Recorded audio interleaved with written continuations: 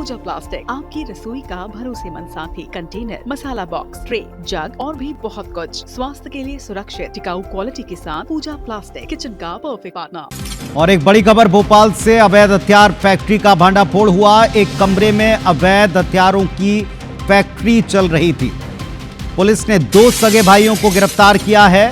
बापू नगर इलाके में अवैध हथियारों की फैक्ट्री पकड़ी गई। दोनों भाइयों ने घर के एक कमरे में एक कारखाना बना रखा था और बड़े पैमाने पर हथियारों का निर्माण कर उनको बेचा करते थे। आरोपी दुर्गेश विश्वकर्मा, चंदन विश्वकर्मा, ये 2 भाई हैं जो मुख्य आरोपी गिरफ्तार हो गए। दोनों आरोपी ऑर्डर पर हथियार बनाया करते थे। तो पुलिस की नाक के नीचे कैसे भोपाल में हथियार बन रहे हैं। बापू नगर में हथियारों की अवैध फैक्ट्री पकड़ी गई। एक कारखाने के तौर पर काम करते 2 भाई मिले हैं। एक कमरे में अवैध हथियारों की फैक्ट्री चल रही थी। 2 सगे भाई हैं जो गिरफ्तार हुए हैं। और हरप्रीत कौर रीन हमारी सहयोगी हमारे साथ जुड़ गई। हरप्रीत, बताइएगा जरा एक बार फिर, एक कारखाना निकला, हथियारों की फैक्ट्री निकली, वो भी राजधानी में। देखिए, बिल्कुल भोपाल के कमला नगर इलाके के बापू नगर में पुलिस ने छापा मारा है। यहाँ पर एक कमरे में अवैध फैक्ट्री चल रही थी जहाँ पर हथियार बनाए जा रहे थे।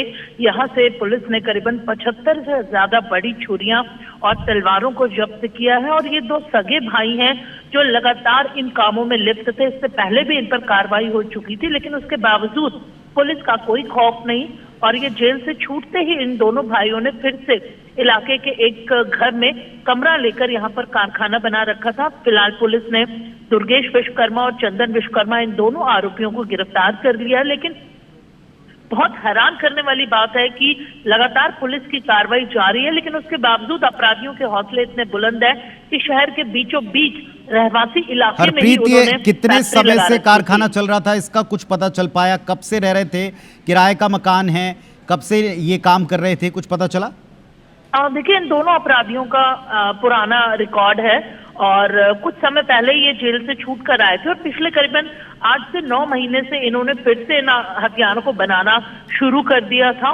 और उसके साथ ही ऑर्डर पर ये हथियार बनाते थे।